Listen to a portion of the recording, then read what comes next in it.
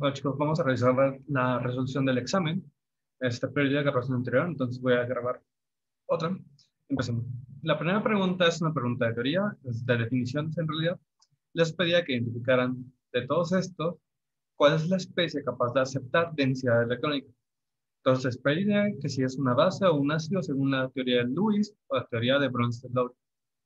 Aquí la clave era identificar, primero que nada, que si estamos hablando de densidad electrónica, estamos hablando ya de teoría de Lewis. Entonces, debería ser un ácido o una base en esta teoría. Recordemos que la de Bronsted-Lowry habla de pares de electrones, de aceptores y donadores de hidrógeno. Entonces, no aplica. Y una especie en esta teoría que es capaz de aceptar densidad electrónica sería un ácido de Lewis. Y esa sería la respuesta correcta. Correcto. La siguiente era una pregunta de opción múltiple que pediría identificar de estas estructuras aquellas que se encuentren estabilizadas por resonancia. Es decir, que la carga que está presente pueda estar distribuida en más de un átomo. Recordemos que para que esto suceda, tiene que haber la carga o pares de electrones, deben estar en orbitales P puros, y debe haber adyacentes orbitales P puros.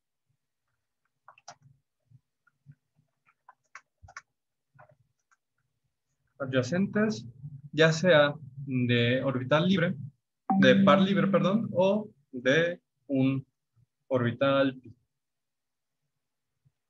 Okay. Entonces, basándonos en esto, revisamos la primera opción. Aquí la carga está sobre un átomo de oxígeno que fácilmente puede tenerla sobre un orbital p puro. Y adyacente a él hay un anillo de benceno, que si recuerdan está constituido de, de carbonos con hibridación sp2. Por lo tanto, tienen estos orbitales p puros, los cuales pueden estabilizar por resonancia. Entonces, esta es una de las opciones que sí tiene estabilización por resonancia. La siguiente está la carga, es un carbocatión y está sobre un orbital p puro de carbono. Lamentablemente, en este caso, en ambos lados no hay ningún orbital p puro en el cual pueda deslocalizar la carga positiva. Por lo tanto, esta no tiene estructura de resonancia. ¿Está bien? La opción 3, aquí de nuevo es un carbocatión, carga positiva en un orbital p vacío, y a su izquierda hay un enlace pi.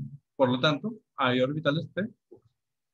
De hecho, si consideramos que el nitrógeno puede tener un par libre de electrones en orbital p puro, puede haber una forma de resonancia donde el nitrógeno donaría el par para estabilizar a todos con un objeto electrónico. Por lo tanto, si tiene estabilización por resonancia. Y por último, esta es ahora un carbonión. Los carboniones también tienen su carga negativa en un orbital p puro. Y adyacente a él hay dos grupos carbonilos, los cuales, al tener orbitales de enlace pi, pueden estabilizar la carga negativa sobre el átomo altamente electronegativo de oxígeno. Aquí de nuevo tenemos un anión de oxígeno, un alcohóxido, y adyacente a él no hay un orbital de vacío, por lo tanto aquí no hay estructuras de resonancia. Y aquí ya están marcadas a su derecha las opciones que serían correctas. La siguiente es una pregunta también de teoría o de conceptos, que les pregunta ¿qué son las formas moleculares? La primera opción dice que proporciona información acerca de la relación de átomos en un compuesto. Esto no sería porque esta es la definición de una fórmula mínima. Solo habla de la relación que hay entre los átomos, más no nos dice exactamente cuántos átomos hay en una molécula. El siguiente indican el número de átomos de cada elemento de una molécula de un compuesto. Esta sería la definición correcta de fórmula molecular. Vamos a analizar los otros para ver qué concepto le correspondería. La siguiente era, describen la distribución electrónica de un compuesto. Eso estamos hablando de solo diferencias en la distribución electrónica. Estos son estructuras de resonancia. Estructuras de resonancia también conocidas como formas canónicas. Y por último, dice que muestran los átomos y enlaces de una molécula. Esta ya sería una fórmula estructural. O desarrollada. Es una respuesta correcta al inciso B. Otra pregunta de concepto es qué son los isómeros. La primera dice que son átomos del mismo elemento, pero con masas atómicas distintas. Y si recuerdan, esa es la definición de un isótopo. Siguiente, dice estructuras que difieren en la ubicación de los electrones de valencia. De nuevo, estos son estructuras de resonancia.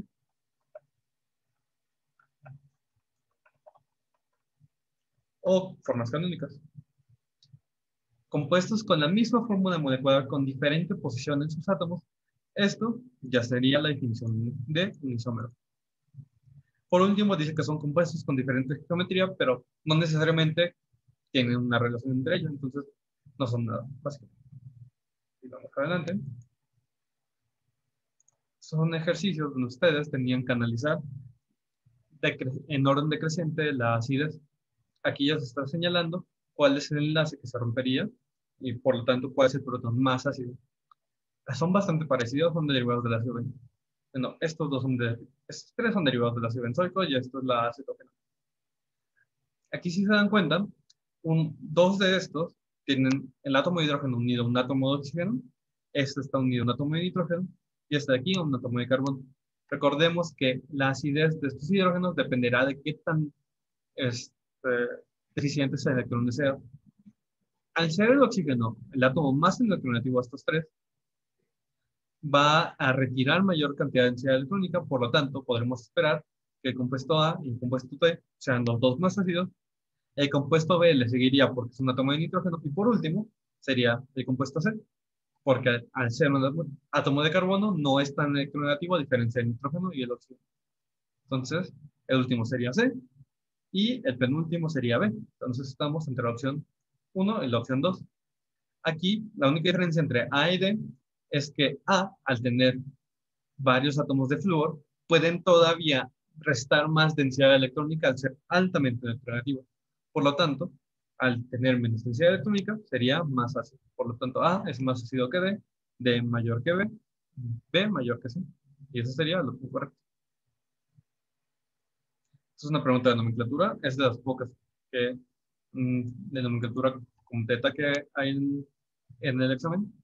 Les dice que esta es la estructura de un neurotransmisor, es el neurotransmisor GABA.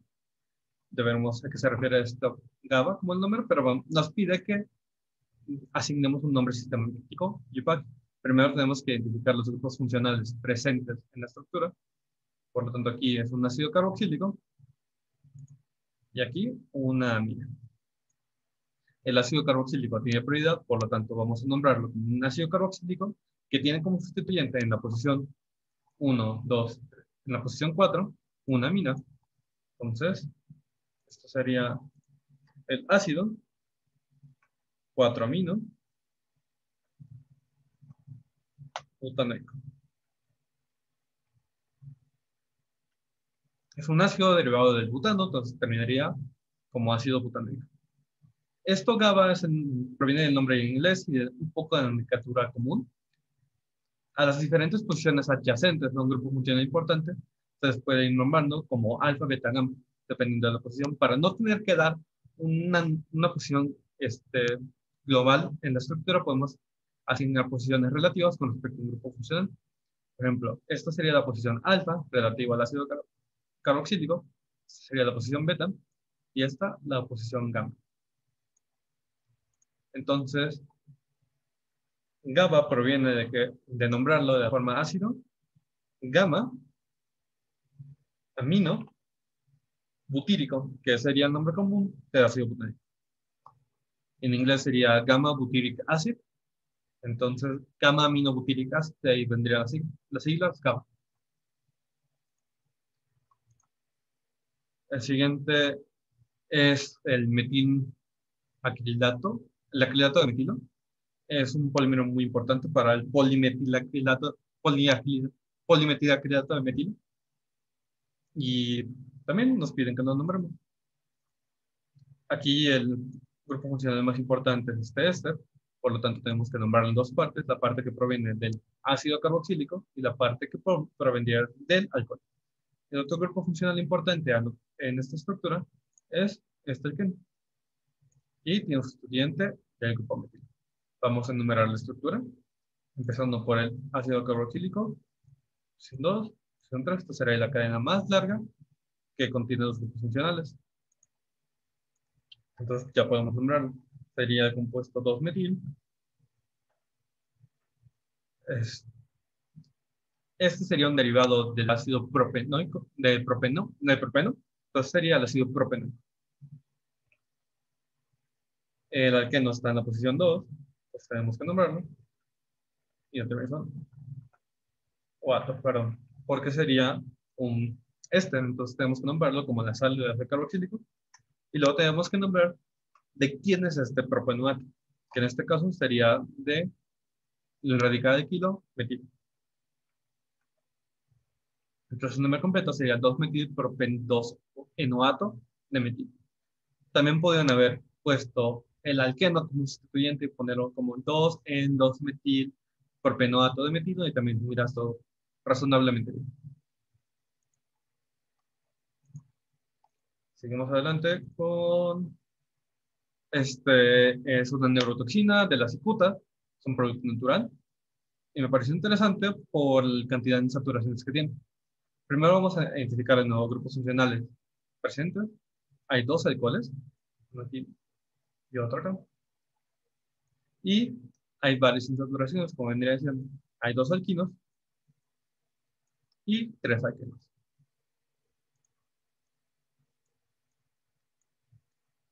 Vamos a enumerar las posiciones. Tenemos que dar a los grupos funcionales importantes el menor número posible. Entonces empezamos a contar por la izquierda.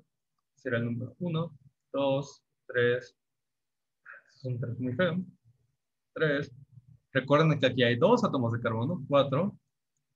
5. Es un error muy común pensar que solo es uno. Este sería carbono 6.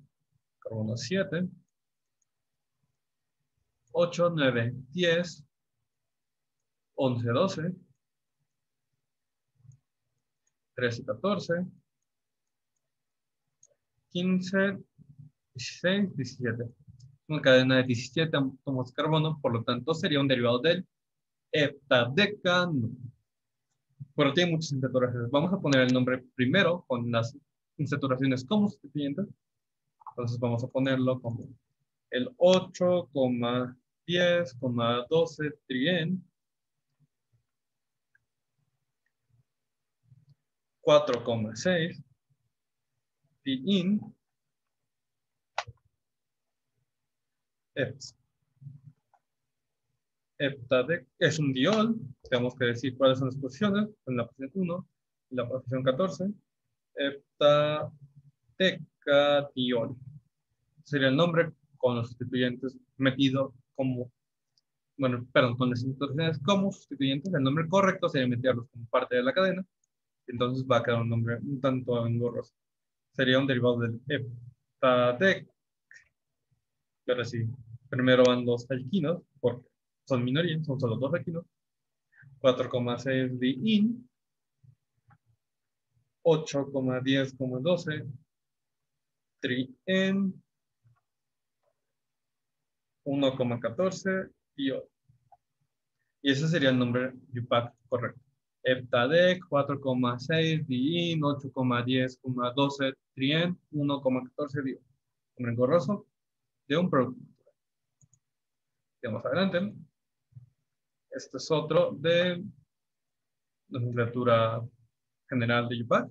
Dice que es un compuesto que es responsable del olor de los cítricos. Ese se le conoce como un citral. Ver los derivados. Este es el citral. ¿No? Y tenemos que identificar grupos funcionales. Y si algo les dice citral, es que es un aldehído. Y aquí lo estoy encerrando. Los otros grupos funcionales importantes serían estos alquenos. Tenemos que enumerar la cadena empezando por el grupo funcional más importante, el aldehído. 1, 2, 3. Son dos que me quedan. 2, 3, 3 un grupo metilo, 4, 5, 6, 4, 5, 6, perdón, 4, 5, 6, 7, 8. Entonces sería un derivado del octanodieno, que tiene en la posición 3 y en la posición 7 grupos metilos, por lo tanto se pone como sustituyente, dimetil, octa, tenemos que mencionar dónde están las dobles ligaduras, 2,6, y en, y la terminación al, de que es un grupo aldehído. No se tiene que especificar que está en posición 1 porque al ser el grupo más importante y ser un aldehído siendo un grupo terminal, no es necesario. Pero este sería el número correcto. De nuevo, pueden poner los alquenos como parte de la cadena principal, como parte de los sustituyentes y nombrarlo como un octanal.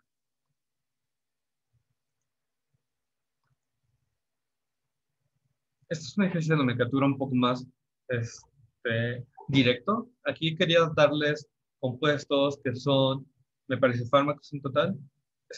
Creo que esta es la benzocaína. No me crean mucho. Esto es no me acuerdo qué es, creo que es un anticonvulsionante. Esta es la cloroquina y este es un compuesto aromático. El punto aquí era que identificaran grupos funcionales y los podían identificar en los nombres con cierta facilidad. Primero, les dice el nombre A que hay un compuesto, que este compuesto es un ácido carboxílico. Entonces, de todos los compuestos que están aquí presentes, solo el compuesto 2 tendría este ácido carboxílico. Entonces, podemos asignarlo como el nombre A. Ok. Compuesto 2, nombre A. El siguiente nombre dice que es un biciclo heptanona. Eso les quiere decir que es una acetona. Y el único que tiene una acetona es el compuesto 4. Entonces, nombre B corresponde al compuesto 4. Siguiente sería el nombre C. Dice que es un N-cloroquinolin, algo, N-N-dietil, pentano, 1,4-diamina. Esta es la parte importante, que este compuesto, de compuesto C, es una diamina. Entonces, el compuesto 1 sí tiene una amina, pero el otro es una amida, mientras el compuesto 3, aquí hay una amina y aquí está la otra amina. Por lo tanto, C correspondería al compuesto 3. Por lo tanto, el último sería el compuesto 1, que correspondería al nombre de. Si se dan cuenta, es una acetamida, por lo tanto, es la amida que está presente.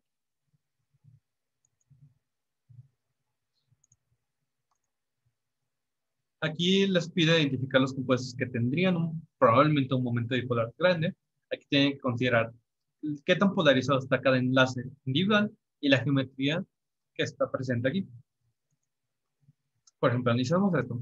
Tenemos a los grupos cianos, que son altamente polarizados, sustituyendo a una molécula de etileno. Sin embargo, al tener 4 sustituyentes que están jalando todo en direcciones opuestas y con la misma fuerza, los dipolos se van a cancelar entre sí, de tal manera de que este compuesto no va a tener un momento dipolar grande, porque se están eliminando entre sí. A diferencia del compuesto siguiente, que al solo tener un grupo nitrilo dirigido en esta dirección, va a tener un momento dipolar grande, ya que no está convirtiendo con nadie más. Aquí tenemos un caso donde un átomo de carbono es unido por un doble enlace a un átomo de oxígeno. Esta va a ser un compuesto altamente polarizado, por lo tanto, y va a ser bastante polar y no hay nadie que esté compitiendo contra él. Entonces, va a tener un momento dipolar grande. Y por último tenemos el tetafluorometilo.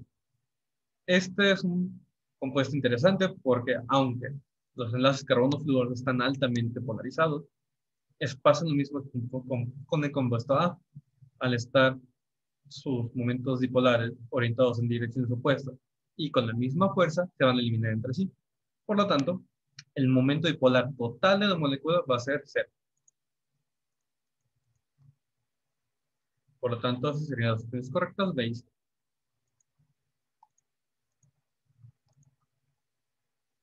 Siguiente les pide que indiquen la relación entre el par de estructuras que está aquí presentes. Claramente, las estructuras no son del mismo compuesto y no podemos sobreponerlos uno con el otro, pues no va por ahí. Isómeros cis, trans, están en diferente lugar, entonces no aplica que sea isómeros cis, trans. Isómeros cis, trans solo aplica si estuvieran en la misma posición en la cadena, pero aquí rápidamente podemos ver que esta doble ligadura está en la posición 3, 1, 2, 3, entonces que esta está en la posición 2, entonces no son isómeros cis, trans. Y ya que lo que se está moviendo es la doble ligadura del lugar, estaríamos pensando que es un isómero constitucional. Un error muy común fue considerar esto como estructuras de resonancia. En una estructura de resonancia, lo único que se mueven son los electrones, no se mueven los átomos. Entonces vamos a dibujar la estructura un poquito más completa para que vean que la transformación de una estructura en la otra implicaría el movimiento de un átomo. Estoy dibujando explícitamente los hidrógenos que están ahí. Siempre son los hidrógenos, no los olviden, para completar la tetravalencia del carbono. Entonces, vamos a ponerlos explícitamente. Entonces, aquí se puede notar que en la estructura de la izquierda tenías un solo hidrógeno en la posición 2, mientras que aquí tienes dos hidrógenos, y en la posición 4 había solo un hidrógeno, y aquí hay dos. Por lo tanto, no pueden ser estructuras de resonancia. Siguiente a identificar grupos funcionales presentes en el compuesto. Vamos a empezar a la izquierda a la derecha. Esta es la capsaicina. Este es un grupo funcional éter. Un alcohol está aquí presente. Este sería un ácido carboxílico. Perdón, un anillo de benceno. Este que está aquí sería una amida. Y este un alquilo. Voy a poner los nombres. Un éter, un alcohol, un anillo aromático, la amida y el alqueno. Esos serían todos los grupos funcionales que están presentes en esta molécula. Como dato curioso, eso haría que la molécula de capsaicina sea no polar. Solo tiene dos grupos polares, el alcohol y la amida, para todos estos átomos de carbono. Por lo tanto, es de esperar que la capsaicina sea mucho más soluble en aceite que en disoluciones acuosas. Sigamos adelante. Con los siguientes ejercicios, algo parecido. Esta es la amoxicilina, es un antibiótico. Y tenemos que identificar los grupos funcionales que están presentes. De igual manera, aquí hay un alcohol, un anillo aromático. Aquí hay una amina, presente acá, una amina de tipo primario. Mientras que aquí hay una amida. Un error común es considerar a esto como la amida. Sin embargo, recuerden que tienen que estar, para que sea una amida, tiene que estar tanto el nitrógeno como el oxígeno unidos al mismo carbono. No es la única amida que está presente en la estructura, hay otra amida aquí, se conoce como una beta-lactama, que es fundamental en su actividad biológica. Aquí hay un grupo tioéter o grupo sulfuro, y por último hay un ácido carboxílico.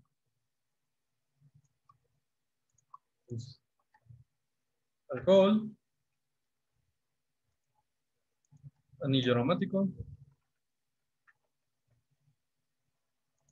aquí hay una amina,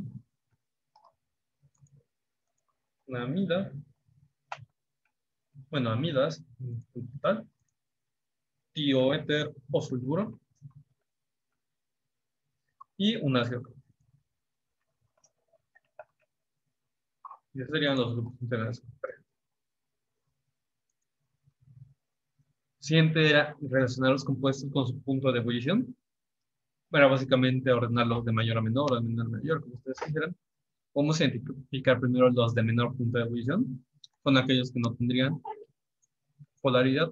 En general, todos estos tienen más o menos la misma masa, excepto el clormetano. Todos tienen una masa de como 70 gramos por mol. Pero el clormetano tiene una masa molar de 50. Entonces, desde ahí, pues ya las tienen que perder, porque sus fuerzas van de base serían significativamente menor. Aparte de que no es un compuesto muy polar, a diferencia de los demás presentes. Entonces, al clorometano le correspondería el punto de ebullición más bajo en menos 24 grados centígrados. Los siguientes serían los compuestos menos polares. Aquí tenemos pentano, un alcano, muy poco polar. Butanal es bastante poco polar, tiene un grupo aldehído así, pero no tiene fuentes de hidrógeno. Butanol es muy polar, la dimetilformamina es muy polar y la propanamida es muy polar. Entonces queda entre el pentano y el butanal. Como les dije, el butanal tiene un poquito de momento dipolar debido al grupo aldehído, por lo tanto, esperamos que su punto de ebullición sea ligeramente mayor. Entonces, al pentano le correspondería al siguiente punto de ebullición de 36 grados centígrados y al butanal el de 74. Siguiente tenemos un diferencia entre las amidas y el butanol. El butanol y la propanamida pueden ser fuentes de hidrógeno, ¿sí? Recuerden además que las amidas son altamente polar por la resonancia que existe. Recordemos que la estructura de las amidas en general, voy a dibujar una amida genérica. Tienes al carbono de carbonilo y al nitrógeno, que tiene un par de electrones. Este le puede donar electrones al carbono, de tal manera que el oxígeno los pueda recibir y generar una estructura que es sumamente polar, porque tiene más bien carácter iónico. Entonces, esto quedaría con carga positiva, esto de aquí con carga negativa. Al quedar la carga negativa en un átomo más negativo y la carga positiva en el menos, es una estructura de resonancia importante porque es bastante estable.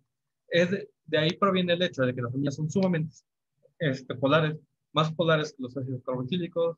Creo que solo una sal sería más polar. Entonces, debemos esperar que la propanamida, por lo tanto, tenga el mayor punto de ebullición, seguido de la dimetilformamida. La dimetilformamida no puede ser fuente de hidrógeno directamente, pero debido a este gran momento dipolar, supera con creces el punto de ebullición del butanol, que sería entonces el que falta de 117 grados centígrados. Otra pregunta de propiedades físicas es acerca de la solubilidad. Recuerden que un grupo funcional polar puede solubilizar hasta 4 átomos de carbono.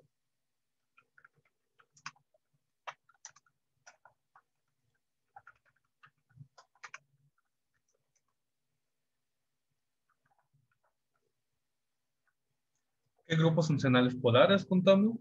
A los alcoholes,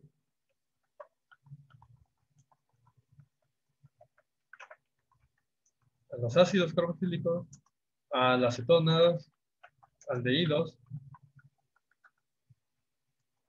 amidas, aminas, se llaman iminas, y ya, parece que son todos. Entonces vamos aquí. Aquí en el primero, de carbonazepina, solo tenemos un grupo funcional polar, que es esta especie de amida, para estos 14 átomos de carbono. Por lo tanto, esta puede ser un compuesto no solventable. La siguiente es la isoniazida, que tiene esta amida presente en la estructura, más este grupo imina, que es parecido en polaridad a una cetona. Tenemos dos grupos altamente polares para 6 átomos de carbono. Por lo tanto, paso la prueba. Esos son los polares. Siguiente es el estradiol, es una hormona que tiene un grupo OH aquí y un grupo OH acá. O sea, tiene dos grupos polares, sin embargo, tiene que utilizar a 6, 12, 15, 17 átomos de carbono. Por lo tanto, está muy lejos de poder ser solventable. Siguiente tenemos un compuesto que le conocen como fenol de frambuesa. Este tiene un grupo OH de fenol, por de ahí el nombre. Más aparte tiene un grupo cetona. Su nombre en inglés de hecho es cetona de frambuesa. Pero bueno, tiene dos grupos polares para 6, 7, 8, 9, 10 átomos de carbono. Por lo tanto, no podrían solubilizar. Y por último, voy a tener que borrar dibujos. Sería el acrilonitrilo. Aquí tenemos un grupo altamente polar, el grupo nitrilo, que tiene que solubilizar a 1, 2, 3 átomos de carbono. Por lo tanto, está dentro del intervalo. Entonces, el acrilonitrilo sería soluble. Y ese irá todo el examen parcial. Si tienen alguna duda, me pueden mandar un mensaje y ya pueden revisar sus respuestas en general. Está bastante bien como grupo y nos felicito. Hasta luego, chicos.